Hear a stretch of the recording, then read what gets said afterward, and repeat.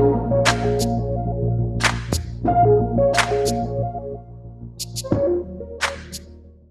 Friends, welcome back to the channel. मैं सिंधु सोनिया आपका इस इंटरेस्टिंग वीडियो में स्वागत करता हूं। आज बात करूंगा फार्मा कंपनी के डिपार्टमेंट्स के बारे में। एक मार्केटिंग कंपनी के अंदर कौन कौन से इंपॉर्टेंट डिपार्टमेंट होते हैं, उनका क्या काम होता है, कंपनी का स्ट्रक्चर कैसे डिजाइन किया जाता है। तो आपको जो लोग भी फार्मा कंपनी स्टार्ट करने वाले हैं या स्टार्ट कर चुके हैं, स्टार्ट करके रन कर रहे हैं, या फिर आप एक मेडिकल रिप्रेजेंटेटिव है या फार्मा में आपका इंटरेस्ट है, तो आप इस वीडियो के अंदर चीजों को समझेंगे। कितनी सारे डिपार्टमेंट होते हैं किसी कंपनी के अंदर, स्पेशली मैं फार्मा कंपनी की बात करूंगा, और वो कैसे फंक्शनिंग करते हैं, क्या क्या उनका काम होता है। इट मे बी ये वीडियो थोड़ा सा बड़ा हो जाएगा क्योंकि मैं सारे डिपार्टमेंट को एक्सप्लेन करूंगा कि उनका काम क्या होता है। बिकॉज ऑफ दैट रीजन ये वीडियो थोड़ा सा बड़ा हो सकता है, राइट फ्रेंड।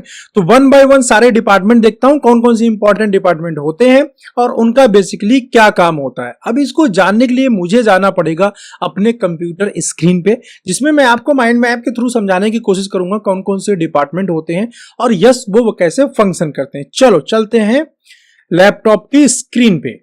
तो फ्रेंड जैसा कि देख रहे हैं, मैं आ गया हूं लैपटॉप की स्क्रीन पे अपने, और यहां पे मैंने लिख रखा है पहला फार्मा मार्केटिंग कंपनी। तो स्पेशली मैं यहां मार्केटिंग डिपार्टमेंट की बात करूंगा। फार्मा मार्केटिंग कंपनी के साथ में अगर फार्मा खुद की मैन्युफैक्चरिंग कंपनी है तो वो अपने आप में अलग डिपार्टमेंट होता है, उसका जो फार्मा मैन्युफैक्चरिंग हेड होते हैं वो संभालते हैं। यहां पे मैं फार्मा मार्केटिंग कंपनी की बात करूंगा, उसके हेड ऑफिस में या फील्ड फोर्स में कौन कौन से लोग रहते हैं, कैसे एक दूसरे से कनेक्टेड रहते हैं, और डिपार्टमेंट स्पेशली कौन कौन से होते हैं। तो यहां पे अगर मैं डिपार्टमेंट की बात करूं तो जो इंपॉर्टेंट डिपार्टमेंट, थोड़ा मैं बड़ा कर देता हूं, जूम इन कर देता हूं, जिससे आपको शायद अच्छे से दिख जाएगा, अदरवाइज प्रॉब्लम आएगा। ठीक है, चलो। तो बेसिक जो डिपार्टमेंट होते हैं फ्रेंड, अगर इंपॉर्टेंट डिपार्टमेंट, वैसे तो बहुत सारे डिपार्टमेंट होते हैं जो हिडन होते हैं, लेकिन जो इंपॉर्टेंट डिपार्टमेंट है, जो विजिबल होते हैं और जो एक्टिवली फील्ड वर्क में पार्टिसिपेट करते हैं, अगर उनकी मैं बात करूं तो उसमें से है अपना सबसे पहले एचआर डिपार्टमेंट आ जाता है, फिनेंस आ जाता है, पीएमटी आ जाता है। पीएमटी मतलब होता है प्रोडक्ट मैनेजमेंट टीम, अभी मैं सबके काम ही बताऊंगा। सेल्स टीम आ जाती है, यही बैकबोन होती है कंपनी के रन करने की। ठीक है, सेल्स आएगा, पैसा आएगा कंपनी में, तो इसके थ्रू फिर सारा काम होगा। फिर distribution, supply chain management basically, and other department. One by one करके देखते हैं, उनके काम को भी देखते हैं। सबसे पहले हम बात करते हैं एचआर डिपार्टमेंट। तो एचआर डिपार्टमेंट का जो बेसिकली वर्क होता है फ्रेंड, वो होता है एक एम्प्लॉय के रिक्रूटमेंट का, अच्छे एम्प्लॉय का हायरिंग। वैसे ये किसी अदर कंपनी में अगर टेक में जाते हैं तो वहां एचआर का बड़ा इंपॉर्टेंट काम होता है रिक्रूटमेंट के अंदर। बट अगर मैं फार्मा की बात करूं, यहां पे मोस्टली रिक्रूटमेंट फाइनल डिसीजन तो एचआर का ही रहता है। बट बेसिकली यहां पे होता क्या है कि जो मेडिकल रिप्रेजेंटेटिव होते हैं उनकी हायरिंग मैनेजर के थ्रू या सेकंड लाइन मैनेजर के थ्रू, मतलब जो लोग जो प्रेफरेंस वही लोग दे देते हैं, एचआर उसी को मोस्ट ऑफ द केसेस में एक्सेप्ट कर लेता है, क्योंकि उनको फील्ड में काम करना होता है, उन्हीं से सेल निकलवाना होता है। मतलब मैनेजर जो है उसको अपने मेडिकल रैप से सेल निकलवाना है, जो सेकंड लाइन मैनेजर है वो भी मेडिकल रैप से सेल निकलवाना है। तो अगर उन दोनों लोगों को ठीक लगता है तो मोस्ट ऑफ द केसेस में जो है रिक्रूटमेंट वाला जो है काम वहीं से हो जाता है, बस एचआर का वहां पे एक मोहर लगता है, बस बहुत ज्यादा रोल नहीं रहता। लेकिन यही सेम अगर अलग कंपनी, टेक कंपनी की बात करें या अलग अदर कंपनीज की बात करें, तो वहां बहुत ज्यादा इंपॉर्टेंट रोल रहता है। इसके अलावा जो एचआर होता है, एचआर के अंदर फ्रेंड बहुत सारे मतलब एचआर एक हेड हो जाता है, और कोई बड़ी कंपनी है तो एचआर हेड भी होगा, और उसके अंदर में काम करने के लिए ट्रेनी एचआर या एचआर होते हैं। HR, trainee HR, HR and head, HR head, इस तरह से पोजीशन दे दी जाती है। और बेसिकली वो रिक्रूटमेंट के साथ में सैलरी सबका डिस्पैच करते हैं, इंक्रीमेंट लगाते हैं, सैलरी ग्रोथ कितना होना है वो उसको देखते हैं। प्लस किसी का अगर परफॉर्मेंस है कि बेसिकली केआरए जिसको हम बोलते हैं, एवरी मंथ कैसा परफॉर्म कर रहा है, उसको कितना ग्रोथ देना चाहिए, ये सारी चीजें केआरए भी बेसिकली एचआर देखता है। तो मोटा मोटा जो काम देखें अगर फार्मा कंपनी के अंदर, तो बेसिकली सैलरी का काम होता है, रिक्रूटमेंट का काम होता है, और केआरए का काम होता है। तीन काम बेसिकली एचआर के होते हैं। ठीक है, अब हम बात करते हैं फिनेंस का, सबसे इंपॉर्टेंट डिपार्टमेंट फिनेंस। ठीक है, फिनेंस को थोड़ा सा देख लेते हैं। फिनेंस सारा पैसे का मैनेजमेंट, एक साथ ही मैंने क्लब कर दिया है पूरा फिनेंस, जो जहां भी पैसों की बात आएगी पूरा जो फिनेंस, यहां बेसिकली मैंने पैसा डिस्पर्स करने वाला एक प्रकार से लिया। फिनांस में भी डिफरेंट डिफरेंट डिपार्टमेंट होते हैं, बट फिनांस को मैंने कंबाइन कर दिया है और इसको डिवाइड कर दिया दो पार्ट में। एक तो एक्सपेंस के पार्ट में डिवाइड कर दिया। यहाँ पे जो एक्सपेंस मैंने दिया हुआ है, इसमें जैसे फील्ड फॉर जो एमआर होते हैं या मैनेजर्स होते हैं, सेकंड लाइन मैनेजर्स होते हैं, वो क्या करते हैं, अपना एक्सपेंस बनाते हैं, फील्ड वर्क का एक्सपेंस बनाते हैं और उसको कंपनी को भेज देते हैं, राइट। तो वो एक्सपेंस फिनांस डिपार्टमेंट में एक पर्टिकुलर पर्सन असाइन होता है, ठीक है, उसको कई बार कोई डिफरेंट डिफरेंट डिजिग्नेशन दिया जाता है। वो क्या करता है, उनके एसएफसी के अकॉर्डिंग सारे एक्सपेंस सीट को चेक करता है। मान लो किसी की कस्टमर इन्वेस्टमेंट है, डिफरेंट डिफरेंट टाइप की चीजें होती है, कस्टमर इन्वेस्टमेंट है, डॉक्टर का है, केमिस्ट का है, या कोई सीएमई हुई है, कॉन्फ्रेंस हुई, डिफरेंट डिफरेंट टाइप के bill and expenses field force भेजता है, जो कि ये एक्सपेंस डिपार्टमेंट चेक करता है, उसको ओके करता है। अगर उसने उसको ओके कर दिया, फिर ये ऊपर वाला जो आपको अकाउंट डिपार्टमेंट दिया गया है, इसकी यहां पे भेज दिया जाता है, और ये डिपार्टमेंट क्या करता है, फिर इसको भेज देता है पैसा पास होने के लिए, मतलब अकाउंट में भेज देता है, ठीक है, एम्प्लॉय के अकाउंट में आ जाता है, या जो भी कंसर्न डिपार्टमेंट रहता है उसके अकाउंट में आ जाता है। अब यहां पे हम बात करते हैं जो अकाउंट डिपार्टमेंट है वो कौन कौन से पैसे जनरली डिस्पैच करता है, किसके किसके अकाउंट में पैसा डालता है, उसको भी देख लेते हैं थोड़ा थोड़ा। तो सबसे पहले अकाउंट में सैलरी देखो एचआर बनाता है, सैलरी अकाउंट में एचआर डालने नहीं जाता, एचआर सैलरी बना के दे देगा अकाउंट को, और अकाउंट क्या करेगा, सैलरी आपके खाते में पैसा डाल देता है। अगर आप मतलब एज ए मेडिकल रिप्रेजेंटेटिव काम कर रहे हैं या फील्ड फोर्स में काम कर रहे हैं, तो आपके सैलरी जो अकाउंट में आता है उस पैसा आपके अकाउंट में डालने का काम अकाउंट का होता है। अकाउंट डिपार्टमेंट आपके अकाउंट में पैसा डालेगा। फील्ड फोर्स का जो भी एक्सपेंस होता है, जितने नॉट ओनली फील्ड फोर्स, जो कंपनी का सारा एक्सपेंस वगैरह होता है वो भी अकाउंट जो है पास करता है, वो पास नहीं करता बट अकाउंट में डालने का काम करता है। स्टॉकिस्ट का जो पेमेंट होता है उसका पेमेंट का रियलाइजेशन हुआ कि नहीं, चेक बाउंस तो नहीं हो गया, इस टाइप का जो फंड मैनेजमेंट होता है, डिस्ट्रीब्यूशन सप्लाई चेन का, वो भी पूरा नोटिफिकेशन जो होता है वो अकाउंट ही चेक करके भेजता है, हाँ इनका चेक पास हो गया है, इनका चेक फेल हो गया है और डिसोनर हो गया है, राइट। कस्टमर इन्वेस्टमेंट, कस्टमर के पास कोई इन्वेस्टमेंट जाना है, चेक के फॉर्मेट में जाएगा, उनके अकाउंट में एनएफटी होगी, या किसी डॉक्टर के पास में जाना है, किसी मेडिकल रैप या मैनेजर के पास में जाना है, किसी कैंप को करने के लिए, कॉन्फ्रेंस करने के लिए, या इस टाइप कुछ भी होता है वो भी अकाउंट ट्रांसफर करता है। न्यू एक्विजिशन, अगर कोई नया कंपनी एक्विजिशन करती है, चाहे वो ब्रांड का एक्विजिशन करे या अकाउंट पूरा कंपनी ही खरीद ले, उस कंडीशन के अंदर फंड जो मूवमेंट होगा लास्ट वो अकाउंट को सब लोग बना के फाइनल दे देंगे अकाउंट को, अकाउंट पैसा ट्रांसफर कर देगा। फिर होता है एरिया एक्सपेंशन, कोई नया एक्सपीरियंस, नया डिवीजन कोई ऐड हो रहा है कंपनी के अंदर, जहां जहां ये डिसीजन सब लोग बना के दे देंगे पैसे का, हाँ भाई पीएमटी वाला कुछ बना के देता है, अभी अलग अलग हम काम देखेंगे, पीएमटी का भी कोई इंसेंटिव बना के दे देगा, कोई सैलरी बना के दे देगा, कोई कुछ बना के दे देगा, पैसा जो ट्रांसफर करने का काम होता है वो बेसिकली अकाउंट का काम होता है। इतना आप समझ लीजिए, अकाउंट कोई डिसाइड नहीं करता कि मैं किसको कितना पैसा दूंगा, अकाउंट का काम होता है जितना पीछे से ऑर्डर आया उतना पैसा उस पर्टिकुलर पर्सन के अकाउंट में या पर्टिकुलर डिपार्टमेंट में उसको उतना पैसा दे देना, राइट। ये बेसिकली अकाउंट का काम हो जाता है। अब हम बात करते हैं यहां पे पीएमटी डिपार्टमेंट की। पीएमटी डिपार्टमेंट बेसिकली क्या होता है फ्रेंड, की फार्मा के अंदर दो टाइप की होती है। पीएमटी होता है प्रोडक्ट मैनेजमेंट टीम, इसको हम बोलते हैं। प्रोडक्ट मैनेजमेंट टीम का मतलब होता है प्रोडक्ट के लॉन्चिंग से लेके ट्रेनिंग से लेके सब कुछ जो है यही डिपार्टमेंट करता है किसी भी कंपनी के अंदर। तो बेसिकली पीएमटी को हम दो पार्ट में डिवाइड कर देते हैं, एक होता है ट्रेनिंग डिपार्टमेंट एंड दूसरा होता है मार्केटिंग डिपार्टमेंट। जो ट्रेनिंग डिपार्टमेंट होता है उसका बेसिकली काम होता है फील्ड फोर्स को ट्रेन करना। कौन कौन से बेसिकली काम होते हैं उसको भी हम देख लेते हैं। ये फील्ड फोर्स की ट्रेनिंग करता है। फील्ड फोर्स की ट्रेनिंग में आपके मेडिकल रिप्रेजेंटेटिव आते हैं, एरिया मैनेजर्स आते हैं और सेकंड लाइन मैनेजर्स आते हैं। इसके ऊपर की जो मैनेजरियल स्किल्स होती हैं जनरली उसमें ट्रेनिंग की रिक्वायरमेंट नहीं होती है क्योंकि उनके पास इनफ इतना नॉलेज होता है, राइट। तो बेसिकली जो ट्रेनिंग डिजाइन होता है वो इन्हीं के लिए होता है। इसके ऊपर की अगर कभी कोई कंपनी ट्रेनिंग, जनरली ये कंपनी में ट्रेनिंग नहीं होता है, बट अगर ट्रेनिंग होती भी है तो उसके लिए काफी बड़े दूसरे लीडर्स को बुलाया जाता है। कोई मोटिवेशनल स्पीकर हो गया, इस टाइप के बड़े जो जिसका नाम होता है तो वो लोग आते हैं, फिर उनको ट्रेनिंग देके जाते हैं। दूसरा होता है साइंटिफिक बैकअप तैयार करना। जैसे कि आप फील्ड फोर्स में देखते हैं कोई लिटरेचर आ गया है, ड्रग का रेशनल है कि नहीं, मैकेनिज्म ऑफ एक्शन कैसे होगा, कोई प्रोडक्ट है उसका मोनोग्राफ कैसा होगा, मतलब प्रोडक्ट के मैकेनिज्म ऑफ एक्शन कैसा होगा, साइड इफेक्ट कैसा होगा, ड्रग इंटरेक्शन कैसा होगा, पूरा साइंटिफिक जितना डेटा बैकअप होता है वो भी ट्रेनिंग करते हैं। बीच बीच में ये लोग फील्ड वर्किंग भी करने जाते हैं कि हाँ मेडिकल रिप्रेजेंटेटिव डॉक्टर को सही तरीके से बता रहा है कि नहीं बता रहा है, ये सब देखने के लिए फील्ड फोर्स वहां भी जाते हैं, राइट। तो बेसिकली ये काम होता है ट्रेनिंग डिपार्टमेंट का, इन सारी चीजों को डिजाइन करना पीएमटी में। पीएमटी में एक दूसरा डिपार्टमेंट होता है मार्केटिंग, जो देखते हैं हाँ मार्केटिंग वाले के पास थोड़ा सा ज्यादा काम होता है, थोड़ा सा टफ भी होता है। तो मार्केटिंग डिपार्टमेंट जो होता है पीएमटी का, पीएमटी दो डिपार्टमेंट हो गए, ट्रेनिंग एंड मार्केटिंग। तो पीएमटी मार्केटिंग जो होगी वो मेक विजुअलेट, इनका काम होता है विजुअलेट डिजाइनिंग का काम करना, कंटेंट उसके ऊपर डालना, कंटेंट जो उसके ऊपर लिखा जाएगा, यस ट्रेनिंग डिपार्टमेंट उसमें हेल्प करता है, मतलब दोनों पीएमटी डिपार्टमेंट मिलके काम करते हैं, पर थोड़ा थोड़ा दोनों के अंदर डिफरेंस है। तो विजुअलेट डिजाइन करना, विजुअलेट बनाना, प्रोडक्ट के लिए सर्वे करना, जाना मार्केट में आरसीपी करना, सर्वे करना, कौन सा कंपटीटर क्या एक्टिविटी कर रहा है, कौन से नए साल्ट मार्केट के अंदर आए हुए हैं, कौन सी नई पैकेजिंग आई हुई, क्या क्या नई नई चीजें मार्केट के अंदर हुई है, वो सारी चीजें देखना। इनोवेटिव जो कोई प्रोडक्ट है उसको लॉन्च करना, कंपटीटर एक्टिविटी को एनालिसिस करना, प्रमोशनल प्लानिंग करना, ठीक है, आपको गिफ्ट आना है, इनपुट जो भी चीजें आनी है, प्रमोशनल जो भी सारी चीजें, कैंपेन से लेके गिफ्ट से लेके डॉक्टर के पास बैग आ रहा, कुछ भी आ रहा है, सारा चीज प्रमोशनल में सारी चीज काउंट हो जाती है। तो बिजनेस जनरेट करने के लिए जितने भी प्रमोशनल्स होते हैं सब पीएमटी डिजाइन करती है। इंसेंटिव सर्कुलर जो होता है वो पीएमटी डिजाइन करती है, फिर उसको सेल्स डिपार्टमेंट में या जीएम से जो उसको पास कराया जाता है, लेकिन डिजाइन उसको पीएमटी, जनरली पीएमटी और सेल्स जो हेड होता है, जो जीएम होता है या एनएसएम होता है, उसके साथ मिलके ये डिजाइन किया जाता है, बाद में जो हेड होता है वहां से पास कराया जाता है, ठीक है।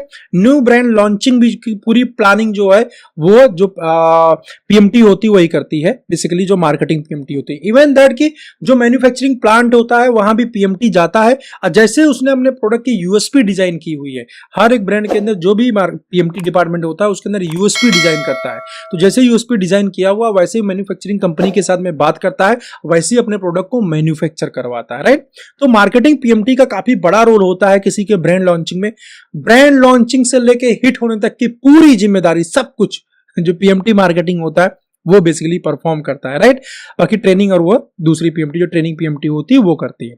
अब हम बात करते हैं जो सबसे बड़ा चेन है जिसके दम पे पूरी कंपनी चलती है और वो सबसे इंपॉर्टेंट डिपार्टमेंट है, वो है आपका सेल्स डिपार्टमेंट। तो सेल्स डिपार्टमेंट में फ्रेंड जो हेड होता है पूरी इंडिया का, कई बार बहुत सारी कंपनी के अंदर सेल्स हेड बना दिया जाता है, किसी कंपनी के अंदर इसको डीजीएम बोल दिया जाता है, divisional general manager, deputy general manager, ठीक है, डिप्टी, मतलब अलग अलग नाम दे दिया जाता है, कोई जीएम, कोई डीजीएम, कोई कुछ इस टाइप का रहता है, कोई सेल्स हेड, अलग अलग नाम रहता है, लेकिन पोजीशन के वाइज वर्किंग देखा जाए सबका लगभग एक ही जैसा रहता है। सबसे बड़ी पोस्ट हेड की हो जाती है, मतलब एमडी हो सकता है वो हेड, और उसके नीचे जीएम की पोस्ट आ जाती है। जीएम के नीचे डीजीएम की भी आ सकती है, कंपनी के ऊपर डिपेंड करता है कैसे वो पोस्ट को रिफाइन करती है या क्रिएट करती है। उसके नीचे आता है एनएसएम का पोस्ट, तो एनएसएम और जीएम को मैंने यहाँ पे एक ही साथ रख दिया है, ठीक है। तो एनएसएम कंट्री में बेसिकली पूरी कंपनी का पूरे कंट्री के अंदर रिप्रेजेंट करता है, पूरे कंट्री के अंदर सेल्स जनरेशन के लिए रेस्पॉन्सिबल होता है।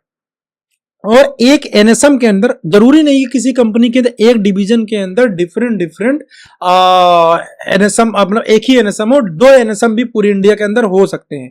और यस, एक कंपनी के अंदर डिफरेंट डिवीजन भी हो सकता है। तो यहां पे जब सेल्स की बात करेंगे, डिविजनल हेड वाला जो पोजीशन है, यहां पे फिर एक और पोजीशन क्रिएट हो जाता है, अलग अलग डिवीजन के लिए अलग अलग जो है सेल्स हेड आ जाएंगे। बाकी सारी चीजें वही रहेंगी, but PMT and sales head ये अलग अलग डिवीजन के लिए अलग अलग हो जाते हैं। मतलब पीएमटी भी अलग अलग डिवीजन के लिए अलग अलग, दूसरी नई डिवीजन आएगी उसका नया दूसरा पीएमटी रहेगा।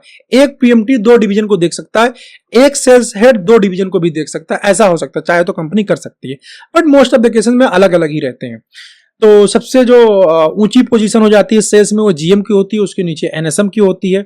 एनएसएम के अंडर में बेसिकली जो होता है जेडबीएम्स होते हैं, जोनल मैनेजर, जो जोन को हैंडल करते हैं, जोनल सेल्स को देखते हैं, वो बेसिकली हो जाते हैं। और पूरे इंडिया के अंदर as you know that 4 zone है, east, west, north and south, चारों जोन में जेडबीएम्स हो जाते हैं। फिर जो जोनल जेडबीएम है उनके अंडर में फिर सेल्स टीम को असाइन किया जाता है, जिसको हम आरएसएन बोलते हैं या आरबीएम बोल सकते हो या डीबीएम बोल सकते हो, जो भी कंपनी नाम दे दे। बेसिकली इनको सेकंड लाइन मैनेजर बोला जाता है, जेडबीएम को थर्ड लाइन मैनेजर बोला जाता है, एनएसएम को फोर्थ लाइन मैनेजर बोला जाता है, जो सही तरीका है। बाकी कंपनी डिजिग्नेशन का नाम कुछ भी दे सकती है, इसको आरएसएम बोल दे, आरबीएम बोल दे या कोई और नाम दे दो, कंपनी की चॉइस है, ओके। अब बेसिकली क्या होता है, आरएसएम एक जेडबीएम के अंदर 4 से 5 आरएसएम हो जाते हैं, और ये आरएसएम जो होते हैं फिर जो है ये डिवाइड हो जाते हैं। एक आरएसएम के अंदर 4 से 5 एबीएम आ जाता है, एबीएम बोले या एएसएम बोले। तो आप जैसे स्क्रीन पे देख रहे हो, मैंने यहां पे क्या किया हुआ है, आरएसएम के अंडर में 4-5 एबीएम बना दिया, ठीक है। एक जेडबीएम के अंदर 4 से 5 आरएसएम, और आरएसएम एक आरएसएम के अंदर 4 से 5 जो है एएसएम हो सकता है, ठीक है। अब क्या ऐसा हो सकता है कि एक आरएसएम के अंदर मैं 3 ही एएसएम को डालूं या 3 ही एरिया मैनेजर को डालूं? डालने के तो आप 1 या 2 भी डाल सकते हो, लेकिन एज ए स्टार्टअप कंपनी में हमेशा जो यहाँ पे हायरार्की में शो कर रहा हूं यही आप रखेंगे, ज्यादा अच्छी बात है। इससे अगर जिससे ज्यादा बढ़ा दीजिए अच्छी बात है। जैसे एक जेडबीएम के अंदर में मैंने 4 आरएसएम रखा है तो आप 5 रख सकते हो, 6 रख सकते हो, बहुत अच्छी बात है। लेकिन इससे अगर डाउन करके आप रखोगे हायरार्की को, इसमें आपका कॉस्ट कंपनी का इंक्रीज हो जाएगा, यही ध्यान रखिएगा, ठीक है। अगर आप एक फार्मा कंपनी है और इस पूरे स्ट्रक्चर को माइंड मैप को देख रहे हैं तो इस तरीके से आप समझ सकते हैं। एक एएसएम के अंदर में फिर जो है 5 मेडिकल रिप्रेजेंटेटिव होते हैं, 4 भी हो सकते हैं, 5 भी हो सकते हैं, 6 मेडिकल रैप भी हो सकते हैं। तो सेल्स की हायरार्की फिर से देख लेते हैं। सेल्स आ गया, सेल्स में हेड जो हो गया आपका जीएम हो गया, फिर एनएसएम हो गया, एनएसएम के बाद फिर आपका जेडबीएम आ गए, जो कि 4 जेडबीएम होते हैं जोन वाइज, जोनल मैनेजर। उसके बाद आरएसएम जो कि एक स्टेट के अंदर एक आरएसएम होता है। तो जितने इंडिया के अंदर स्टेट है सबके अंदर एक एक आरएसएम होगा। हर एक आरएसएम एक स्टेट को हैंडल करता है जनरल केस में। अगर स्टेट है छोटा है, स्टेट है, तो उसको बड़ा स्टेट वाला आरएसएम भी देख सकता है। जैसे यूपी और उत्तराखंड पास में है, तो उत्तराखंड काफी छोटा स्टेट है, तो जो आरएसएम होगा यूपी का वही जो है उत्तराखंड भी देख लेगा, राइट, ऐसा हो सकता है। तो यहाँ पे एक आरएसएम के अंडर में 4 से 5 एबीएम आ जाते हैं, फिर एक एबीएम के अंडर में मेडिकल रैप, इस तरह से सीरीज हो जाता है, ठीक है। अब हम चलते हैं, इसको थोड़ा सा हम क्लोज कर देते हैं, मिनिमाइज कर देते हैं पूरा, ताकि ये डिस्टर्ब ना करे हमको। अब हम चलते हैं डिस्ट्रीब्यूशन के ऊपर, लेकिन हमें सेल्स खोल के ओपन करके रखना पड़ेगा क्योंकि इसके साथ ये कोरिलेट भी करता है, राइट। चलो अभी थोड़ी देर में ओपन कर लेंगे। तो हम बात करते हैं डिस्ट्रीब्यूशन की फ्रेंड। डिस्ट्रीब्यूशन डिपार्टमेंट का बेसिकली जो काम होता है वो होता है सप्लाई चेन को मैनेजमेंट करना। सप्लाई चेन मैनेजमेंट का मतलब ये होता है कि कब कौन सा प्रोडक्ट का ऑर्डर देना है मैन्युफैक्चरिंग के लिए कंपनी में, ये भी करना होता है, ठीक है। मैन्युफैक्चरिंग कंपनी को ऑर्डर देना भी इसका काम है, प्लस जो सप्लाई ऑर्डर करके आ गया है अब वो जहां से मैन्युफैक्चर गुड्स हो रहा है वो कहां कहां मूव करेगा पूरी इंडिया के अंदर। जनरली क्या होता है जब कंपनी मैन्युफैक्चर करती है तो जिस कंपनी से मैन्युफैक्चरिंग कराती है वहीं से वो जोनल हब के अंदर भेज देती है, राइट। तो उसके थ्रू वहां पे डिस्ट्रीब्यूट हो जाता है। तो डिस्ट्रीब्यूशन हेड यहाँ पे बेसिकली क्या करता है, पूरे डिस्ट्रीब्यूशन को हैंडल करता है। और डिस्ट्रीब्यूशन हेड के अंदर जो होता है सप्लाई चेन की अगर जैसे मैं बात करूंगा तो इसके अंदर डिस्ट्रीब्यूशन के अंदर सीएफए मैनेजर्स होते हैं जो बेसिकली जोनल वाइज रिक्रूटमेंट किया जाता है। मतलब एक जोन के अंदर एक सीएफए मैनेजर रहता है और उस सीएफए मैनेजर का काम क्या होता है कि हर एक सीएफए को ऑडिट करता है, वहां कंपनी के जो रूल्स एंड रेगुलेशन है वो फॉलो हो रही है कि नहीं, बिना चेक तो ऐसा नहीं है बिल कर दे रही है, प्रॉपर ऑर्डर पैड पे लिख के आ रहा है कि नहीं, टाइमली गुड्स डिस्पैच हो रहा है कि नहीं, प्रॉपर गुड्स का मूवमेंट हो रहा है कि नहीं, गुड्स का स्टोरेज सीएफए ने सही तरीके से किया है कि नहीं किया है। ये सारी चीजों को देखने के लिए सीएफए मैनेजर्स होते हैं जो कि सीएफए हेड के अंदर में जो है काम करते हैं। और वो वर्किंग जैसे हम लोग एमआर काम करने जाते हैं फील्ड में, वैसे ही सीएफए मैनेजर होते हैं, वो लोग भी पूरे जोन के अंदर घूम टहल के एवरी मंथ पूरा काम देखते रहते हैं, राइट। और क्लोजिंग के टाइम पे या किसी टाइम पे कोई प्रॉब्लम ना होने पाए उसको भी मॉनिटरिंग करते रहते हैं। और ब्रेकेज एक्सपायरी की कोई कैसे वहां पे मतलब मार्केट जो ब्रेकेज एक्सपायरी आया हुआ है वो कैसे कंपनी भेजा जाएगा, हमारा एक सीएफए के ऊपर गुड्स पड़ा हुआ है दूसरे सीएफए पर ट्रांसफर करना, तो ये सीएफए मैनेजर का काम ही होता है। यहाँ से वहां चीजों को डिस्ट्रीब्यूशन है लास्ट में होता है, जब कोई काम फंस जाता है तभी वहां तक जाता है। अदरवाइज जो सीएफए मैनेजर होता है वही एक जगह दूसरे जगह एक दूसरे के साथ कोऑर्डिनेट करके और डिस्ट्रीब्यूशन हेड का अप्रूवल लेकर सारा काम मैनेज करता है। एक सीएफए मैनेजर के अंडर में पूरा जोन होता है, तो उस जोन के अंदर डिफरेंट सीएफए जो जाते हैं, राइट। ये सीएफए चैन आप यहाँ सप्लाई चैन आप देख सकते हो, जैसे मैंने अभी फील्ड फोर्स का डिस्ट्रीब्यूट बताया ब्रेकअप, वैसे ही यहाँ पे सप्लाई चैन का ब्रेकअप होता है। तो आप जैसा कि आप एक बार सप्लाई चैन देख लेते हैं, सप्लाई चैन में क्या होता है, कंपनी जो भी गुड्स मैन्युफैक्चर करती है, बेसिकली इंडिया के अंदर 4 हब बना रखे हैं। बड़ी बड़ी कंपनीज में मैं बात कर रहा हूँ, छोटी कंपनीज ऐसा नहीं करती हैं, ठीक है। वो क्या करती हैं, अपने पास सेंट्रल सप्लाई को मेंटेन करती हैं, लेकिन बड़ी कंपनी के पास इतना ज्यादा सप्लाई होता है गुड्स का, वो सेंट्रल कर पाना उनके लिए जो है ट्रांसपोर्टेशन कॉस्ट इंक्रीज कर देगा। तो जहां से मैन्युफैक्चरिंग कंपनी बेसिकली करती हैं वो वहीं से ही पूरे हब के अंदर डिस्ट्रीब्यूट कर देती हैं। तो बेसिकली कंपनीज क्या करती हैं, ये 4 जोन बना देती हैं, चारों जोन के अंदर ये देखिए ये पे यहाँ पे हब है बेसिकली कंपनी का। जैसे यूपी का इधर नॉर्थ का पूरा हब जो है यहाँ पंजाब के पास जीरकपुर है वहां पे है। अब मुंबई साइड का इंदौर में हब बना रखा है, तो अलग अलग जगह हब बना रखा है। तो हब से क्या हो जाता है, डिस्ट्रीब्यूशन ईजी हो जाता है, टाइम कम लगता है। फिर हब से स्टेट वाइज सीएफए में हर एक स्टेट के अंदर एक सीएफए कंपनी बनाती है। ये देखिए जैसे एक हब से डिफरेंट सीएफए जुड़े हुए हैं। तो ये क्या होगा, उस जोन के अंदर जैसे मेरा जैसे जोन है दिल्ली, ठीक है, यहाँ पे जैसे यहाँ नॉर्थ में आता है दिल्ली, मैंने साउथ का एग्जांपल ले लिया है। तो नॉर्थ जोन के अंदर जितने भी स्टेट आते हैं, हर एक स्टेट के अंदर एक सीएफए होगा और उस स्टेट से ऊपर जो गुड्स सप्लाई होगी सीएफए पे वो हब से सप्लाई होगा। तो हब क्या करता है, हर एक सीएफए को सप्लाई करता है। अब देखिए सीएफए कहां कहां हो सकता है, सीएफए यूपी में हो सकता है, एमपी में हो सकता है, दिल्ली हो सकता है, राजस्थान हो सकता है और हर एक स्टेट के अंदर ऐसे सीएफए हो सकता है। और सीएफए में जो गुड्स आता है वो जोनल हब से आता है। हालांकि मैंने यहां पे गलत लिख दिया है, इसको यहां पे मुझे अटैच कर देना चाहिए, इसको नहीं, इसको गड़बड़ हो गया। चल ऐसे रहने दे, इसको बेसिकली नॉर्थ में कनेक्ट होना चाहिए, लेकिन मैंने यहाँ पे जोड़ दिया है। ठीक है, मैंने ध्यान नहीं दिया बनाते समय। ओके चलिए, मेरा समझाने का पर्पज आप समझे, जोन जो हब होता है वहां से सीएफए पे गुड्स जाता है। अब सीएफए से क्या होगा, आगे फिर गुड्स जाता है। सीएफए से कहां जाता है, सीएफए से बिल होकर एमआर के हेडक्वार्टर पे जाता है। एक एमआर के हेडक्वार्टर, दूसरा एमआर के हेडक्वार्टर, तीसरा एमआर के हेडक्वार्टर, चौथा हेडक्वार्टर। जहां जहां एमआर रहते हैं वहां वहां गुड्स सप्लाई हो जाता है। इसके बाद एमआर से कहा, सॉरी, स्टॉकिस्ट पे जाता है। ठीक है, हर एक एमआर के हेडक्वार्टर पे डिफरेंट स्टॉकिस्ट होते थे। एक सीएफए क्या करता है, हर एक एमआर के हेडक्वार्टर पे मल्टीपल स्टॉकिस्ट हो सकते हैं। ठीक है, एक भी हो सकता है और एक से अधिक भी हो सकता है। तो एक सीएफए क्या करता है, पहले भी तो हर एक स्टेट के होलसेलर को माल सप्लाई करता है, लेकिन हर एक स्टेट ने हर सिटी के, हर सिटी इन द सेंस जहां जहां मेडिकल रैप हेडक्वार्टर है, जहां मेडिकल रैप रहता है उसको हमें हेडक्वार्टर बोलते हैं बेसिकली, या टेरिटरी बोलते हैं उसको बेसिकली।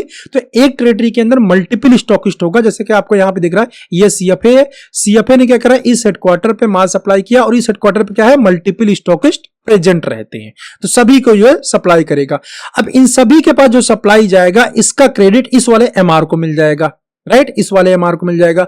और इन सारे एमआर को जो माल सप्लाई जाएगा उसका सेल का काउंट होगा इसके एरिया मैनेजर के ऊपर।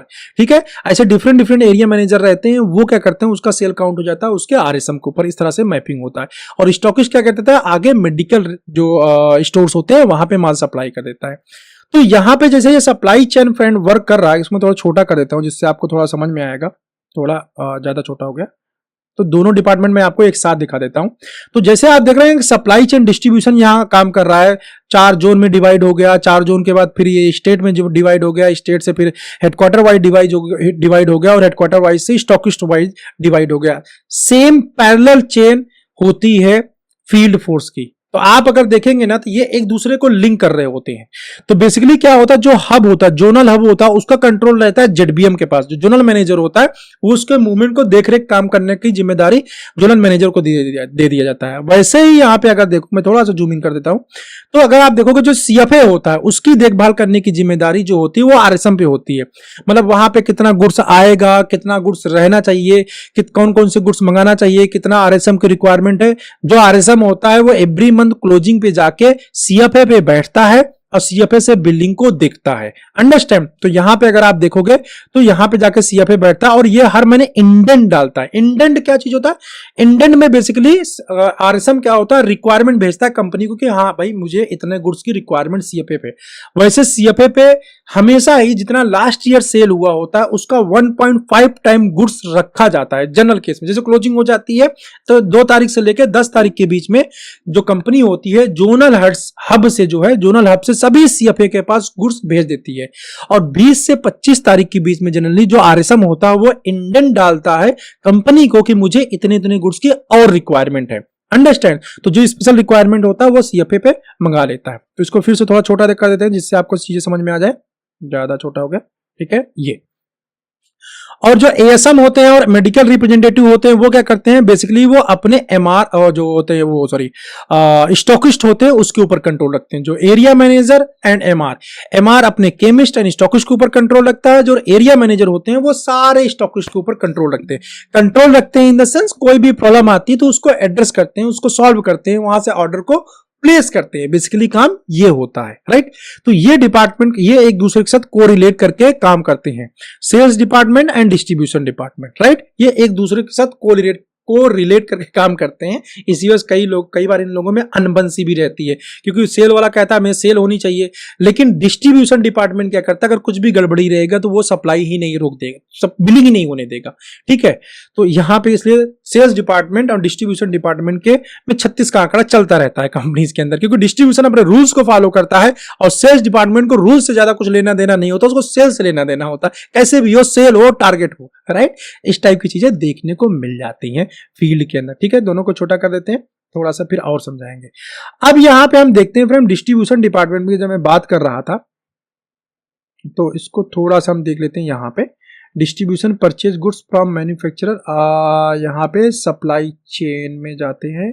हाँ, यहाँ पे एक चीज मैं आपको और बता देता हूं, जो डिस्ट्रीब्यूशन डिपार्टमेंट होता है या डिस्ट्रीब्यूशन हेड जो होता है वही बेसिकली स्टॉकिस्ट अपॉइंटमेंट का भी काम करता है। जैसे फील्ड फोर्स का काम होता है स्टॉकिस्ट को रिकमेंड करना कि भाई इस एरिया में इनको स्टॉकिस्ट बना दो, लेकिन फाइनल जो अथॉरिटी होती है, जो क्रिएट करने का स्टॉकिस्ट का काम है, वो डिस्ट्रीब्यूशन डिपार्टमेंट का काम है।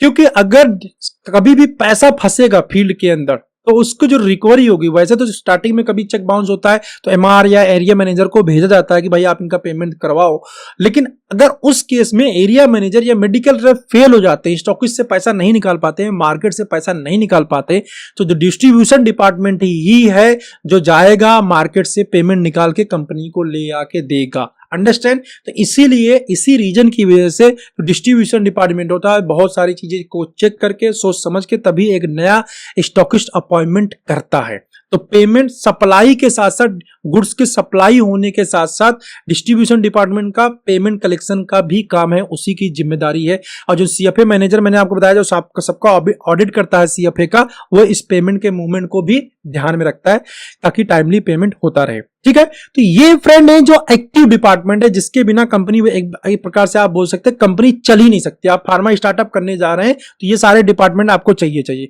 हालांकि ऐसा हो सकता है भाई फार्मा स्टार्टअप हो इतने सारा फील्ड फोर्स या इतने सारे लोग न रख पाए, लेकिन डिपार्टमेंट आपको सारे ही क्रिएट करने पड़ेंगे। वो अलग बात है कि आप उन सारे डिपार्टमेंट को आप मैनेज कर रहे हो या दो तीन लोगों में बांट लिया, ये आपकी चॉइस है।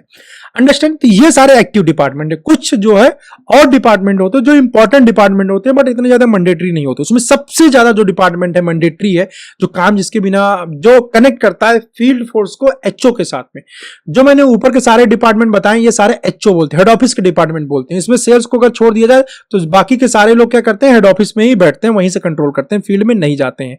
हाँ, फील्ड में कौन जाता है? सेल्स, एनएसएम और उसके नीचे की पोस्ट जीएम भी सेल फील्ड में रेयरली जाता है, जीएम भी फील्ड में नहीं जाता क्योंकि हेड ऑफिस में बहुत सारा काम रहता है। तो एनएसएम या उसके नीचे की पोस्ट फील्ड में जाती है। वैसे ही डिस्ट्रीब्यूशन हेड ये सब वहीं पे बैठते हैं, बीच बीच में कभी कभी वो सीएफए विजिट करने जाते हैं। बाकी फील्ड में जो काम करने का काम होता है वो सीएफए मैनेजर का होता है, बाकी सब हेड ऑफिस में बैठते हैं। तो अदर डिपार्टमेंट जब ये सारे लोग ऑफिस के अंदर बैठते हैं, एडमिन भी क्या करता है, ऑफिस के अंदर बैठता है और उसका काम होता है फील्ड फोर्स के अंदर जो भी कम्युनिकेशन देना है हेड ऑफिस को। मान लो सेल्स डिपार्टमेंट को कुछ भेजना है, कोई कैंपेन करवाना है, कोई डेटा लेना है, तो एडमिन डिपार्टमेंट क्या करेगा, फील्ड फोर्स को कम्युनिकेशन करेगा कि भाई आप ये चीज बना के भेज दो, राइट। या जो फील्ड फोर्स है उनकी सैलरी कट गई है, उनको कोई प्रॉब्लम हो गई, उनको बैग चाहिए, उनको सैंपल चाहिए, तो वो हर एक चीज के लिए कहां कम्युनिकेट करेंगे, एडमिन को कम्युनिकेट करेंगे। और एडमिन क्या करेगा, पर्टिकुलर उस डिपार्टमेंट में उस मैसेज को भेज देगा और उनका काम करवा देगा। तो एडमिन क्या करता है, बेसिकली एक ब्रिज की तरह काम करता है जो फील्ड फोर्स है उनके बीच में और हेड ऑफिस के बीच में, राइट। तो इसलिए एडमिन डिपार्टमेंट ये सारे काम करता है। तो इससे फॉलो अप वगैरह लेना है, एक्टिविटी बहुत सारा, तो बहुत इंपॉर्टेंट डिपार्टमेंट होता है एडमिन डिपार्टमेंट। इसके अलावा लॉ डिपार्टमेंट होता है। बेसिकली इसमें लॉयर्स जुड़े होते हैं कंपनी के साथ में, कई बार परमानेंट कंपनी के साथ, जो बड़ी कंपनी है उनके परमानेंट लॉयर होते हैं। इसके अंदर कैसे नया सीएफए अपॉइंटमेंट करना है, कोई कंपनी का डिस्प्यूट हो गया है, कहीं एमआर के साथ डिस्प्यूट हो गया है, किसी सीएफए के साथ, मतलब डिफरेंट डिस्प्यूट्स होते रहते हैं। इतना बड़ा ऑर्गेनाइजेशन चल रहा है, किसी ने कुछ केस कर दिया, किसी ने कभी लेबर कोर्ट से आ गया है, कभी डिफरेंट आते रहते हैं, कभी कॉपीराइट आ गया, कुछ ना कुछ ऐसा चलता रहता है कंपनीज के अंदर। तो उस केस के अंदर जो लॉ डिपार्टमेंट रहता है वो कंपनी के लिए काम करता रहता है, ठीक है। इसके बाद टैक्सेशन डिपार्टमेंट हो जाता है, जो सीए का बेसिकली काम होता है। तो कंपनी के अंदर ये भी परमानेंट पोस्ट होती है, जितनी भी बड़ी कंपनी होती है। तो वहां पे छोटी कंपनी के अंदर सीए के थ्रू हम करवाते हैं, बड़ी कंपनी के अंदर खुद का पोस्ट होता है। तो इस पोस्ट के अंदर बेसिकली टैक्सेशन का जितना कंपनी का काम होता है, वर्क होता है, उन चीजों को देखा जाता है। ग्राफिक डिजाइनर, ये भी कंपनी में परमानेंट पोस्ट होती है। जितनी भी बड़ी कंपनी होती हैं, जो पीएमटी डिपार्टमेंट अपनी, मैंने आपको बताया पीएमटी डिपार्टमेंट को विजुअल डिजाइन करना है, पीएमटी डिपार्टमेंट को रिमाइंडर कार्ड डिजाइन करना है और बहुत सारी डिजाइनिंग का काम रहता है। कंपनी के अंदर बहुत सारा डिजाइनिंग का काम होता है, राइट। तो उन सारा काम जो पीएमटी होती है वो इसी ग्राफिक डिजाइनर से, इन हाउस ग्राफिक डिजाइनर होता है, वो सारी चीजें डिजाइन करके कंपनी को देता रहता है, जिससे काम चलता रहता है। टेक्निकल स्टाफ होता है फॉर दी सॉफ्टवेयर, क्योंकि जो फार्मा कंपनी होती है उनका रिपोर्टिंग सॉफ्टवेयर होता है अपना खुद का, basically most of the companies में होता है। जिनके पास अपना खुद का भी नहीं होता, लेकिन टेक्निकल वर्क देखने के लिए टेक्निकल पर्सन होता है। अगर थर्ड पार्टी ऐप भी यूज कर रहे हैं तो उसमें कोई मिस्टेक है या नया कोई अकाउंट क्रिएट करना, भाई नया कोई एमआर आया तो उसका पूरा प्रोफाइल क्रिएट करना पड़ेगा, या कोई बिलिंग हो रही है रात में 12 बजे कोई काम फंस गया, बिलिंग सॉफ्टवेयर प्रॉपर वर्क नहीं कर रहा है, कहीं कुछ प्रॉब्लम है, टेक्निकल ग्लिच बहुत सारे आते रहते हैं, क्योंकि भाई जितना ऑनलाइन काम है कहीं ना कहीं प्रॉब्लम्स तो आती रहती है वहां पे। उस सारे प्रॉब्लम को रिजॉल्व करने के लिए टेक्निकल स्टाफ फार्मास्यूटिकल कंपनीज के अंदर होता है परमानेंट, और क्लोजिंग के टाइम पे ये भी रात भर बैठा रहता है सॉफ्टवेयर के देखते हैं कहीं बिलिंग स्लो ना हो जाए, बिलिंग में कोई प्रॉब्लम ना है, तो ये भी क्लोजिंग वाले दिन बैठा रहता है। तो ये था फ्रेंड जो है सारे department, important department, some other department या सपोर्टिंग डिपार्टमेंट आप इसको बोल सकते हो, ठीक है। अगर मैं पूरे फ्लो चार्ट को ओपन कर दूं तो ये काफी बड़ा फ्लो चार्ट हो जाता है समझने के लिए, बट मुझे सही लगा कि मैं आपको थोड़ा सा फ्लो चार्ट के थ्रू समझाऊं, मतलब माइंड मैप के थ्रू, जो इजी हो जाएगा थोड़ा समझना आपका। वैसे तो ये काफी बड़ा है जो है, सारी चीजों को हम देखते हैं, सारे डिपार्टमेंट को देखते हैं। अगर मैं इसको छोटा कर देता हूं, अगर आपके पढ़ने में आया तो स्क्रीनशॉट भी आप चाहो तो ले सकते हो, शायद इतने छोटे शायद आएगा नहीं, बट थोड़ा थोड़ा करके लेंगे, बट अपने आपके नॉलेज के लिए। आई होप आपको ये चीजें समझ में आई होंगी, ठीक है। जो लोग फार्मा स्टार्टअप कर रहे हैं स्पेशली, या न्यू एमआर हैं, उनको ये काफी चीजें मुझे लगता है अच्छी लगी होंगी। कहाँ पे क्या चीजें होती हैं, कैसे मूवमेंट होता है बताने तो इसके अंदर बहुत सारा है, जिसके अंदर पूरे दिन एक एक चीजों को समझाया जा सकता है, इतना बड़ा है। एक दिन के अंदर भी शायद सारी चीजें नहीं होंगी फ्रेंड, लेकिन शॉर्ट में मैंने बताने की कोशिश की, तब भी आधे घंटे से ज्यादा का वीडियो हो गया है। शॉर्ट में मैंने बताया तब भी, ये एक एक डिपार्टमेंट अपने आप में बहुत सारा फ्रेंड काम करता है, बहुत सारे इनके रोल्स एंड रेस्पॉन्सिबिलिटीज होती हैं एक्चुअली, तभी इतनी बड़ी फार्मा कंपनी चलती है, ग्रो करती है, इतना ज्यादा प्रॉफिट जनरेशन करती है, अंडरस्टैंड। तो काफी काम होता है, बहुत रिस्पॉन्सिबिलिटी होती है, डेडिकेट रहना पड़ता है, तब कंपनी जाके ग्रो करती है। और आप फार्मा स्टार्टअप है या कोई भी स्टार्टअप है एक्चुअली, तो आपको ऐसे डिफरेंट जैसे जैसे आप बड़े होते जाते हैं वैसे वैसे आपको डिपार्टमेंट्स क्रिएट करने पड़ते हैं, अपने वर्क को डिस्ट्रीब्यूट करना पड़ता है, ताकि आप इनोवेशन के ऊपर ध्यान दे सके, और जो की रोल है, जैसे आप की रोल किसका, सेल्स का की रोल है, तो उसके ऊपर ध्यान दिया जा सके, राइट। चलिए, चैनल पे नए हैं सब्सक्राइब कर लीजिए, क्योंकि ऐसे ही इंफॉर्मेटिव वीडियोज मैं आप लोगों के लिए बनाता रहूंगा। और ये वीडियो आपको कैसा लगा, ऐसा ही कोई डिटेल वीडियो आप किसी लंबे टॉपिक पे चाहते हैं, किसी डिपार्टमेंट के बारे में, तो आप मुझे बताइएगा, जिसमें अलग अलग डिपार्टमेंट पे अलग अलग भी मैं वीडियो क्रिएट करने की कोशिश करूंगा, अगर आपको रिक्वायरमेंट है, कोई चीज समझना चाहते हैं तो, ठीक है। चलो, बस इस वीडियो में इतना ही, मिलता हूं ऐसे किसी इंटरेस्टिंग वीडियो में नेक्स्ट टाइम, बाय।